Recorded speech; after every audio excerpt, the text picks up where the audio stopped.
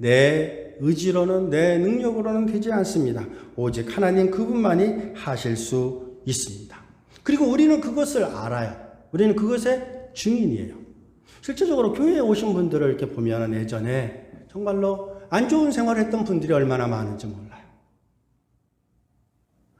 아무리 노력을 해도 고쳐지지 않는 자들이 교회에 들어와서 정말 얼마나 아름다운 모습, 멋있는 모습, 남을 섬기는 모습으로 바뀌는지 몰라요. 하나님의 역사가 얼마나 큰지 몰라요. 어떤 분들은 이렇게 말하는 분들도 있을지 모릅니다. 무슨 말씀입니까, 목사님? 제가 보니까 교회 다니는 사람 중에 더 나쁜 사람들도 있던데요? 라고 말하는 분들이 혹 있을지 몰라요. 근데 그것은 하나만 알고 둘은 모르는 분입니다.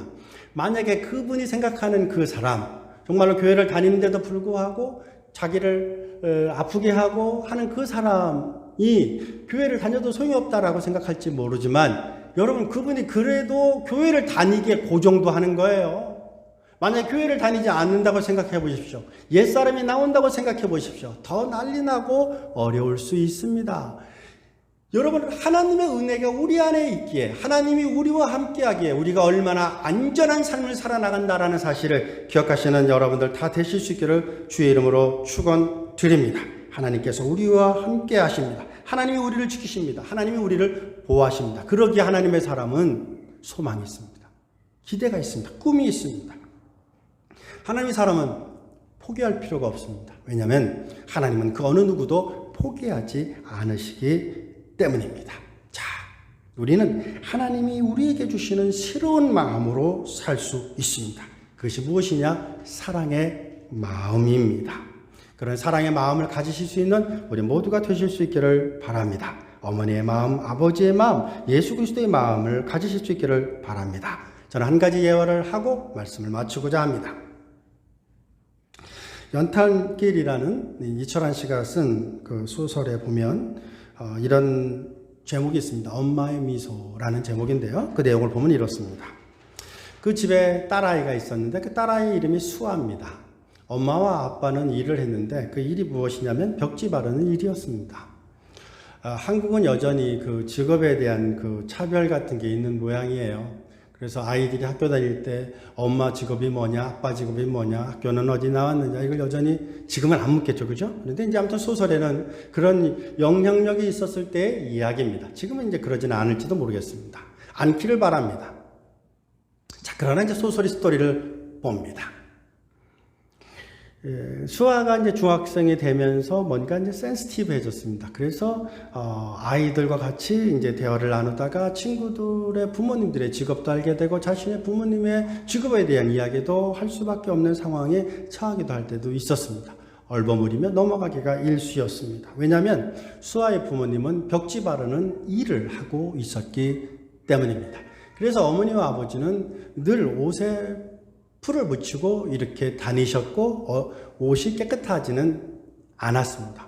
어느 날 수아가 친구들과 함께 학교를 파하고 집으로 가는 중에 수아의 집은 학교에서 가깝게 먼저 친구들과 함께 자신의 집을 지나서 친구들이 갑니다. 근데 잘 보니까 집으로 가고 있는데 갑자기 저쪽에서 부모님이 오시는 거예요. 엄마 아빠가 오고 있는 거예요. 엄마 아빠가 뭘 한다고요? 벽지 바르는 일을 해요.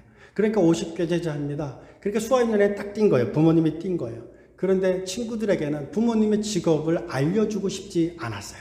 그래서 수아는 자기의 친구들을 데리고 손을 붙잡고 그 옆에 있는 문방구로 들어갑니다. 그리고 친구들에게 맛있는 음료를 사줍니다. 그러면서 엄마 아빠가 지나가는지 안 지나가는지를 봅니다. 아무리 기다려도 지나가질 않는 거예요. 근데 친구들은 계속해서 여기기가 불편하니까 나가자 그래요. 그래서 할 수 없이 이제 스토어에서 나왔습니다. 나오고 보니까 부모님이 보이시지 않는 거예요. 그리고 집에 왔습니다. 근데 집에 어머니와 아버지가 이미 와 있는 거예요. 저녁 시간이 됐습니다. 엄마가 부릅니다. 수아를 불러요. 수아야, 내 엄마. 그때 이제 수아가 엄마를 보니까 아침에 그 학교를 파고 있었던 일들이 생각나니까 엄마를 허구하고 막 울었어요. 근데 엄마는 왜 우는지를 모르잖아요. 어쨌든 수아를 안고 같이 마음 아파했습니다. 그러면서 수아에게 엄마 아빠가 이쁜 너 입을 옷을 하나 사왔는데 한번 입어보렴 하고 이야기를 했습니다. 수아는 그 옷을 입었습니다. 이뻤습니다. 그런데도 마음은 즐겁지 않았습니다. 왜냐하면 아까 엄마 아빠를 모르는 척하고 도망갔던 생각이 자기의 머리를 지배하고 있었기 때문입니다. 아빠가 사준 그 옷을 가지고 자기 방으로 이제 가고 있었습니다. 문을 닫고 가고 있는데 그 사이에 엄마 아빠의 두런두런하는 소리가 들렸습니다. 여보, 엄마가 말합니다. 수아가 오늘 기분이 안 좋은가 봐요. 나를 안고 막 울어요. 그러자 아빠가 말합니다. 그렇지. 우리가 아까 수아를 봤는데 만약에 우리가 수아를 아는 척 했으면 큰일 날 뻔했어. 왜냐하면 수아가 그 친구들하고 있었는데 우리가 이런 모습으로 몰골로 아이를 만나면 아이가 얼마나 창피했을까라는 소리가 수아의 목소리에 들렸습니다. 수아는 그 밤 잠을 이룰 수가 없었습니다. 여러분들은 어떤 마음입니까? 하나님에 대한 사랑의 마음입니까? 하나님에 대한 기대의 마음입니까? 하나님에 대한 자랑스러운 마음이 있으십니까?